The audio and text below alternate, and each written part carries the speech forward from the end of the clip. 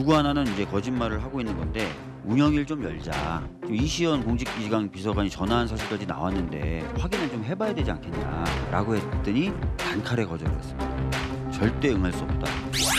민주당은 최근 며칠 보면은 최상병 특검에 완전히 목을 메고 있다는 느낌을 가질 정도로 상당히 집중하고 있는 것으로 느껴집니다. 그 문제가 그 정도로 이렇게 심각한 문제인지는 국민적 평가를 받아봐야 된다고 생각합니다. 자, 민주당에서 최상병 사건과 관련해서 국회 운영위 소집을 요구하고 있습니다. 자, 그렇다면 영수회담에서 어느 정도 얘기가 나오느냐 이런 것도 영향을 미치지 않을까 싶은데요. 어떨까요, 김민수 대변인님? 최상병 사건 국민적으로 다 슬퍼했던 사건이고 슬픈 사건이죠. 근데 이런 것을 민주당이 너무 정쟁으로 활용한다라고 생각해요. 그리고 최상병 사건 같은 경우는 이게 수차례 이야기하지만 이게 특검으로 올라가는 순간 최상병 특검이 아니라 윤석열 특검이 된다.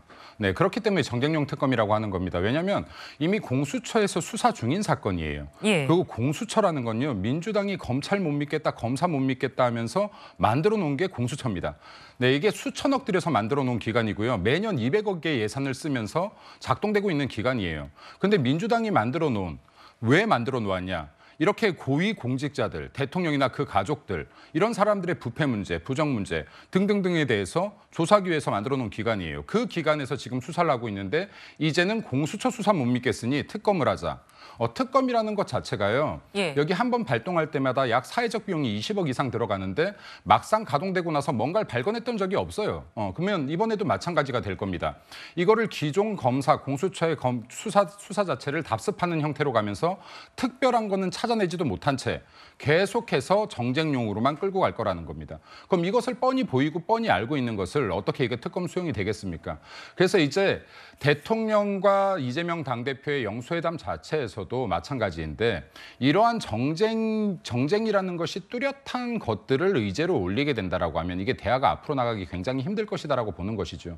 그리고 민주당이 지금 계속해서 이러한 특검들의 목을 매는 이유는 특검을 통해서 지금 민생이 아닌 정치적인 이익을 찾겠다로 뿐이 보이지 않습니다.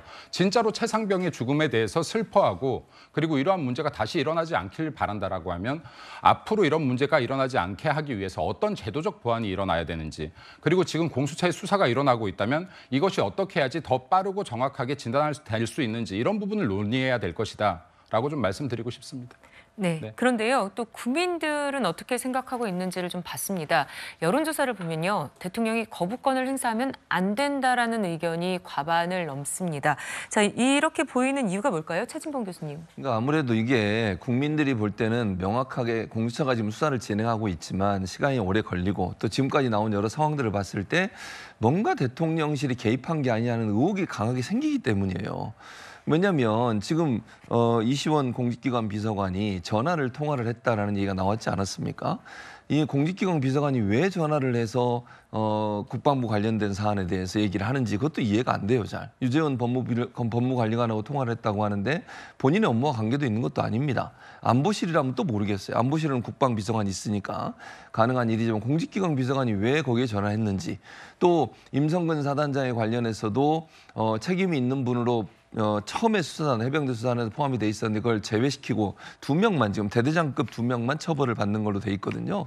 이런 부분에 대한 의혹도 있는 것이고 또 김기환 사령관은 임기가 2년이 다 돼가는데 유임을 시켜가지고 또 연장을 시켜놨어요. 또 이종섭 전 국방부 장관은 호주 대사로 갔다 지금 이제 사퇴를 했습니다만 이런 여러 가지 정황으로 봤을 때 깔끔하게 정리가 안 되고 있는 상황이잖아요. 그러니까 민주당 입장에서는 이거 대통령실의 개입이 있었지 않았나 하는 의혹이 강하게 들고 있고 이런 부분에 국민들도 지금 여론조사 결과 아까 설명해 주셨습니다만 의심을 드는 거예요. 이게 뭐지 대체? 진실이 밝혀질 수 있을까? 근데 공수처는 만들기는 잘 만들었는데 이거 운영되는 과정에 지금 인력도 부족하고 처장과 차장이 지금 공석인 상태입니다. 물론 이제 어젠가 대통령실에서 그걸 또 지명을 하셨더라고요. 예, 그렇죠. 근데 그 전까지는 공백기였고, 그러니까 수사 인력의 한계도 있을 것이고, 또 새로운 공수처장이 오셨을 때 과연 어떤 태도를 취할지도 의문이고 이런 부분들 때문에 국민들이 좀 국회가 특검을 좀 추천해서 그분들이 수사를 하면 좀 더 명확하게 수사가 되지 않을까 하는 그런 기대가 있을 거라고 저는 생각합니다. 생각해요. 그러니까 이걸 정쟁으로만 보지 마시고 정부에서도 이런 부분들이 말끔하게 정리되는 것이 본인들한테 도움이 된다고 저는 보거든요. 괜히 이걸 자꾸 특검법을 국회에서 통과시켰는데 거부권 행사하고 이러면 국민들은 더 의혹을 가질 겁니다. 이런 부분들이 국민적 의혹을 말끔히 해소한다는 차원에서도 국회가 추천하는 특검 중에 한 분이 특검을 하는 것이 맞다고 생각합니다. 네, 자 이런 가운데 어제죠. 공수처가 최상병 순직 사건 수사 외압 의혹에 연루된 유재은 국방부 법무관리관에 대해서 첫 소환 조사를 벌였습니다. 조사는 14시간 가까이 이어졌습니다. 혐의 사실 빼고 그 사실관계 보고서에 넣어라 이렇게 전화가 왔다고 하는데 어떻게 좀 생각하세요? 저 오늘 성실히 답변 드릴 거고요. 네, 조사기관에서 충분히 밝힐 겁니다. 충실히 답변 드렸습니다. 혐의 부인하신 것 좀 말씀해 주세요. 더 이상 드릴 말씀이 없습니다. 그 장관 지시 없이 그냥 하신 건지 아니면 다른 데서 이게 지시가 오신 건지 전혀 입장이 없으신가요? 그냥 조사기관에서 충분히 답변 드렸습니다. 네, 지난 1월 압수수색을 한 이후에 석 달 만에 이뤄진 공수처의 첫 핵심 피의자 소환 조사였습니다. 자, 김수민 평론가님, 가장 핵심적인 의혹에 대해서 설명해 주시죠.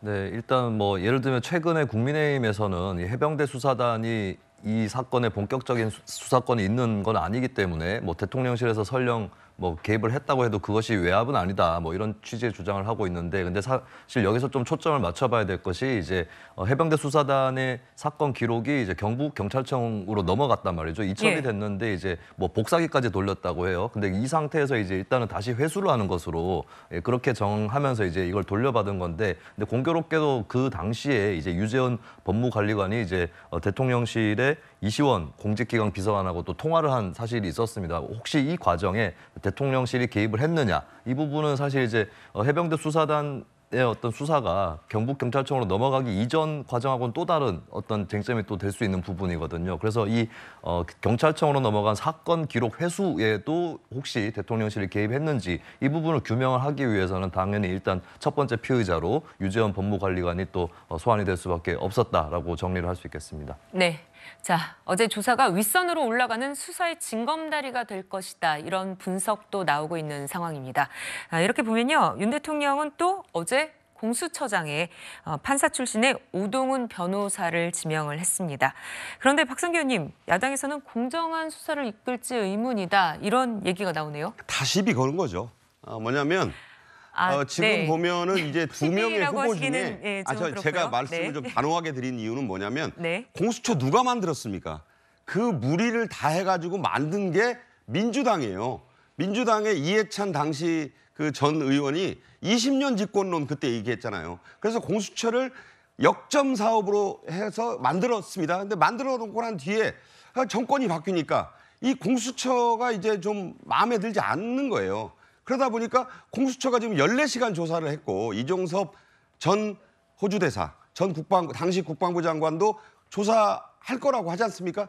그럼 사실은요, 이 특검법을 통과시키는 거에 대해서 국민 여론이 높으니까 이걸 거부권을 행사하지 말자는 데 대해서는 저도 개인적으로 동의를 합니다.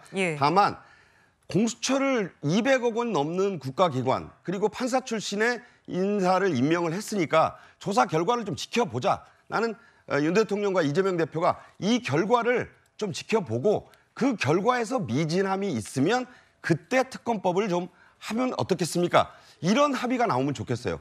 그러니까 공수처 수사는 그냥 모르겠고 나는 모르겠고 그냥 우리는 특검법을 발의하고 이것이 국민 여론이니까 거부권 행사하지 마세요. 이렇게 가면 파열음밖에 안 나는 거예요. 그러니까 윤 대통령도 내일 어떤 식으로 이 입장을 밝힐지 모르겠습니다만은 지금 모레죠. 지금 현재 이 특검법에 대해서 두 가지 얘기했다는 거 아닙니까? 최상병 특검법하고 지금 25만 원 이 부분을 강력히 밀겠다는 거잖아요. 그러니까 거부를 무조건 하겠다는 게 아니라 공수처가 지금 수사를 하고 있고 공수처는 민주당이 만든 그런 기관 아닙니까? 이제 정상 가동이 되고 있으니 그 결과를 좀 지켜보시고 그 결과에 미진한 점이 있다면 저도 그때 동의를 하겠습니다. 그러면 이 대표도 그러면 그렇게 해서 특검법 문제는 잠깐 유보를 하시죠. 이런 모양이 나는 더 좋지 않을까. 그냥 그런 생각을 해보면서요. 그 판사가 임명이 됐고 판사 출신의 그 법조인이 유능하다 그래요. 그런데 공정성이 의심이 든다. 자꾸 이런 식으로 나오면 제가 10이라는 표현은 좀 개인적으로 좀 심했다는 생각이 들지만 이분이 어떤 수사를 할지를 좀 지켜보고 그 결과를 보고 나서 얘기를 해도 늦지 않지 않겠냐 그런 생각을 해봤습니다. 네. 자, 일각에서는요, 국민의힘 낙선자들의 이탈표 얘기도 나오고 있습니다. 윤 대통령이 얼마 전 낙선자들과 만찬을 가졌는데 야권에서는 특검법 처리 때문이 아니냐 이런 의혹의 시선을 보내기도 하고 있어요. 최진봉 교수님 동의하십니까? 그러니까 저는 그럴 가능성도 있다고 생각해요. 왜냐하면 이제 이게 이제 일단 언제 이게 제2가 만약에 이제 거부권을 행사한다면 제2의 요건이 들어와야 되잖아요. 근데 언제 이루어질지가 모르니까 제가 장담 못 드리겠는데 낙선자들 입장에서는 그럴 선택을 할 가능성이 있죠. 근데 이게 이제 5월 2일, 3일 정도에 통과될 가능성이 있는데요. 그리고 나서 시간이 이제 제2 요구권을 발동하는 시간이 5월 안에 될지 아니면 6월로 넘어가면 이제 국회가 바뀌게 되는 거잖아요. 그렇게 되기 때문에 어떻게 될지 모르겠는데 만약 윤석열 대통령이 제2 요구권을 발동을 하고 5월 안에 이루어진다고 하면 저는 충분히 그럴 가능성이 있다고 생각해요. 왜냐하면 낙선자분들 입장에서는 아까도 제가 말씀드렸습니다만 이번 총선의 결과가 윤석열 정권의 어떤 독주 또 민생을 살피지 않는 부분 이런 부분들 때문에 그런 경우가 나왔다고 보기 때문에 이런 부분들을 국민들에게 다시 국민의힘이 신뢰를 얻기 위해서는 뭔가 국민들이 원하는 것을 함께 하는 모습을 보여주는 것이라고 볼 거라고 생각하기 때문에 네. 그분들 입장에서는 소위 이제 반란표라고 얘기하는 그런 표가 나올 가능성은 충분히 얘기해 볼 수 있다고 생각합니다. 네.